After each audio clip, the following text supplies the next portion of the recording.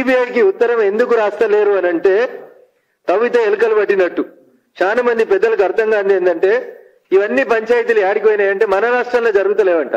పక్క రాష్ట్రంలో ఉన్న ఒక పెద్ద మనిషి చుట్టూ వీళ్ళంతా ప్రదక్షిణ చేస్తుర్రని, ఈ మెగా కంపెనీ పక్కన పోయి కర్ణాటకలో కొన్ని కాంట్రాక్టులు పొందిందని, అక్కడ ఉన్నటువంటి ఒక గౌరవ ప్రజాప్రతినిధి గారు తెలంగాణలో కూడా చక్రం తిప్పుతున్నారని, వారిని మీరు కలిసినారని, మెగా కంపెనీ పెద్దలు కలిసిండ్రని, అందుకనే ఈ పంచాయతీ అంతా కేవలం మేడిగడ్డ వరకే కన్ఫైన్ చేసి ఎల్ఎన్టీ సంస్థ వరకు మాత్రమే దీన్ని ఆపేసి అసలు కాళేశ్వరం కరప్షన్ కి కారణభూతమైనటువంటి మెగా కంపెనీని పక్కకు తప్పించాలని చెప్పి కొన్ని కుట్రలు జరుగుతున్నాయని చెప్పి ఒక విషయం తెలంగాణ సమాజంలో చర్చ జరుగుతుంది.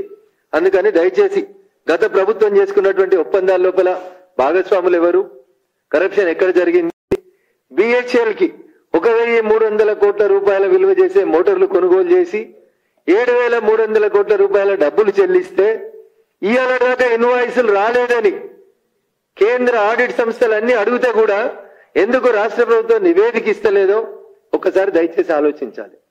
సో కాళేశ్వరం మీద ఒక్క నిమిషంలో అసెంబ్లీలో పవర్ పాయింట్ ప్రజెంటేషన్ తోటో లేకపోతే హైకోర్టులో మేడిగడ్డ ఎఫ్ఐఆర్ ని సిబిఐకి ట్రాన్స్ఫర్ చేయమని కథను డైవర్ట్ చేయడానికో దయచేసి చేయొద్దని, నిజాయితీగా తెలంగాణ సమాజం పక్షాన గట్టిగా నిలబడతా కొట్లాడతా అని చెప్పినటువంటి ముఖ్యమంత్రి గౌరవనీయులు రేవంత్ రెడ్డి గారు మీ కష్టం లేకుండా మీ మీద బురద పడకుండా ఒక 4 లైన్లు పెట్టి భారత ప్రధానమంత్రికి మీరు ఉత్తరం రాయండి, సిబిఐ చేత విచారణకు అడుగుదాం, మీరు ఉత్తరం రాస్తే ఆ దిశగా భారత ప్రభుత్వం అడుగులేసేటట్టు భారతీయ జనతా పార్టీ నాయకులుగా మేము కూడా ప్రయత్నం చేస్తాం.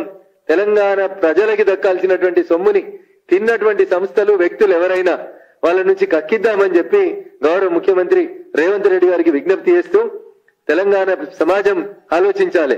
సమీక్షలు, హైకోర్టు జడ్జీల చేత విచారణ కోసం అని రాస్తున్న ఉత్తరాలు ఇవన్నీ కేసును పక్కదారి పట్టించి ఎవరిలో కాపాడేందుకు చేస్తున్నటువంటి ప్రయత్నాలుగా భారతీయ జనతా పార్టీగా మేము భావిస్తా ఉన్నాం. అందుకని మీ నాయకుడే చెప్పిండు కేసీఆర్ అంటే కాళేశ్వరం కరప్షన్ రావు అని. అందుకని ఆ కాళేశ్వరం కరప్షన్ రావు మీద ఇలా మీకు అవకాశం వచ్చింది కాబట్టి అర్జెంట్ గా సిబిఐ చేత విచారణ జరిపించేందుకు ఉత్తరం రాసి మీ నిజాయితీని, మీ చిత్తశుద్ధిని, తెలంగాణ ప్రజలు మీకు ఇచ్చినటువంటి మ్యాండేట్ ని అక్షర సత్యంగా నిరూపించుకోవాలని గౌరవనీయులు రాష్ట్ర ముఖ్యమంత్రి రేవంత్ రెడ్డి గారికి విజ్ఞప్తి చేస్తా ఉన్నాం. Thank you.